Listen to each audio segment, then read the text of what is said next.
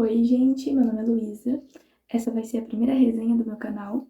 Primeiramente, eu queria falar que eu troquei de ambiente porque o sol tá muito forte. E se eu viro a câmera para essa direção, que é muito distante, o brilho fica muito estourado. Então, tive que trocar. O livro em questão vai ser Flores para Álgeno. É um livro que eu li esse ano. Não apareceu nos livros do primeiro semestre porque eu li ele depois. Foi agora, há uns 15 dias. E eu não tinha trago a resenha antes porque eu tava preparando o que eu ia falar. Eu tava muito emotiva assim que eu li. Tanto que eu vou ler uma resenha que eu fiz no Scoob, que é um aplicativo de livros em que você vai colocando os livros que você leu e vai dar pra ver o quanto eu tava emotiva. E eu queria esperar um tempo pra ter certeza que o livro era tudo isso mesmo. Porque logo que eu termino o livro eu fico muito emocionada com ele. Só que depois de um tempo eu vou ficando tipo, tá, não é tudo isso. Mas sim, Flores para Algernon é tudo isso, gente. Esse livro é maravilhoso. A escrita é belíssima, ele é extremamente comovente. Me fez ter reflexões maravilhosas sobre a vida, sobre o mundo, sobre as pessoas também. E eu não podia deixar de trazer aqui para vocês. Ele fala sobre um menino que não é Algernon, o nome dele. O nome dele é Charlie. Algernon, para quem não sabe, é um ratinho. Eu vou explicar para vocês. Charlie é um menino, um homem na verdade, né? Que tem deficiência de memorização intelectual, né? E ele sofre muito com isso. A família dele toda deixou ele. Ele tem dificuldade de fazer amigos, de socializar por conta disso e principalmente de guardar coisas. Então ele passa por uma espécie de cirurgia para ficar mais inteligente. E isso era tudo que ele queria. Ele era extremamente determinado a ficar inteligente, porque ele achava que se ele ficasse inteligente, todo mundo iria gostar dele. O livro é todo escrito em forma de relatórios, que é como se fosse um diário do Charlie, em que ele vai escrevendo diariamente. No início do livro, a escrita é errada, tipo, aqui ele escreve 8 de março com 2 S. Então, chega até a ser meio incômodo de ler, você vai lendo e conforme o elemento vai dando certo, ele vai aprendendo a escrever e há várias outras coisas também, mas esse ponto você percebe de forma muito nítida. No início ele escrevia tudo errado, ele não tinha ideia de pontuação, de acento, de nada, e conforme a leitura vai progredindo, ele vai aprendendo. O experimento dá tão certo que ele fica até mais inteligente do que os próprios cientistas que desenvolveram toda a teoria. Só que tem uma questão, eles não sabem se o experimento vai ser para sempre. Se a cirurgia que eles fizeram em Charlie vai ser duradoura. Eles não têm controle sobre isso. Ela pode durar uma semana, pode durar um mês, e eles não sabem o que vai acontecer com ele caso ele comece a regredir. O livro vai mostrando toda essa ascensão de Charlie, e não só no quesito inteligência, mas no quesito emocional também. Ele vai aprendendo muito sobre o mundo, que era algo que ele não tinha noção. Ele trabalhava em uma padaria em que ele tinha amigos que ele considerava praticamente família dele, porque ele não tem família, a família abandonou ele por conta dessa deficiência. E esses amigos do trabalho ele considera tudo que ele tem. Mas conforme ele vai ficando inteligente, ele vai percebendo que esses amigos não são tão amigos assim. Charlie passa por algo que é extremamente comum de a gente ver em pessoas que têm deficiência na realidade, que é as pessoas rirem delas. Ele acha que esses amigos são amigos dele pelo fato de rirem tanto com ele. Mas conforme ele vai ficando inteligente, ele vai percebendo que os amigos não estavam rindo com ele, estavam rindo dele. Mas o ponto mais comovente disso tudo é que Charlie só queria ser aceito por essas pessoas. Ele não tinha noção do quanto elas o maltratavam, e tudo que ele queria era poder virar para essas pessoas e falar: olha, eu sou normal também.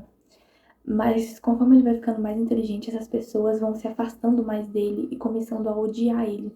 Tem um trecho que ele fala no livro que eu acho extremamente necessário trazer aqui e que resume tudo que eu tô querendo dizer. E que também me fez pensar o quanto a inteligência é uma bênção, mas também pode ser um fardo tremendo. Eu vou ler aqui para vocês. Estava tudo bem, enquanto eles pudessem rir de mim e parecer inteligente à minha custa. Mas agora eles se sentiam inferiores ao imbecil. Comecei a ver que, por meio do meu surpreendente crescimento, eu os fiz encolher, e enfatizei suas inadequações. Eu os havia traído, e eles me odiavam por isso.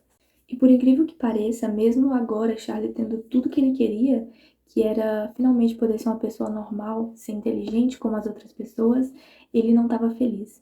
Muito pelo contrário, ele sentiu um pouco de inveja do antigo Charlie, porque o antigo Charlie tinha a inocência de poder ter amigos. Agora ele não se dava esse direito, porque ele tinha noção de quando uma pessoa estava caçoando dele. O antigo Charlie não tinha maldade.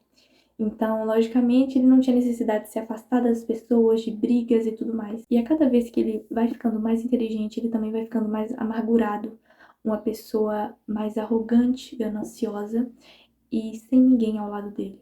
Caso você não goste de spoilers e pretende ler o livro, pula um pouquinho mais pra frente o vídeo, porque eu vou falar algo agora que talvez possa ser um spoiler, apesar de eu não achar que seja, mas ainda assim é algo que acontece só lá pro meio do livro. Algernon, o ratinho, morre.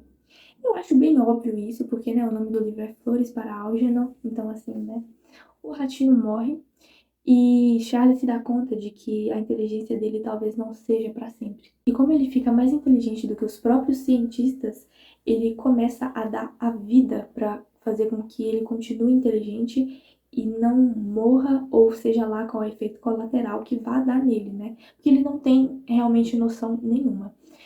Ele começa a ficar com muito medo de perder a sua inteligência, ele começa a ficar com medo de morrer, ele não sabe o que vai acontecer com ele. Charlie sente que o seu antigo eu, vamos dizer assim, tá sempre ali observando ele, querendo voltar pro seu corpo. Ele se sente um intruso ali mesmo, sabe?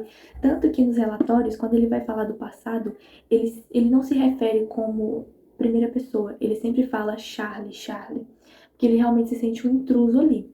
E tem um diálogo em um desses momentos em que ele começa a surtar com medo de perder a sua inteligência. E eu vou ler agora o diálogo que ele tem no próprio espelho, alucinando com o antigo Charlie, e que eu acho uma das melhores partes do livro. Não sou seu amigo, sou seu inimigo. Não vou desistir da minha inteligência sem lutar. Não posso voltar para aquela caverna. Fique dentro do meu inconsciente, onde você merece. Olhei para baixo, para mim mesmo, e vi o que realmente me tornará, e me envergonhei. O que aconteceu comigo? Por que estou tão sozinho no mundo? Agora o que resta de mim? Bom, gente, é isso. Eu não vou me estender muito mais, apesar que eu poderia passar horas falando sobre esse livro, mas eu não quero acabar dando algum spoiler e atrapalhar a experiência de leitura de ninguém. Então eu vou parar por aqui. Como eu prometi, eu vou ler a minha resenha no Scooby, que eu acho que é a opinião da forma mais sincera que eu poderia dar, porque eu tinha acabado de terminar o livro, eu tava super emocionada. Então, né, vou ler aqui pra vocês. Me acabei de chorar. Acho que foi a obra mais comovente que já li. Nunca chorei assim nem com filmes. Isso é verdade. Ver a ascensão do Charlie acabou comigo de maneiras indescritíveis. É como se fosse uma criança que a gente acompanha o crescimento e depois vê envelhecer.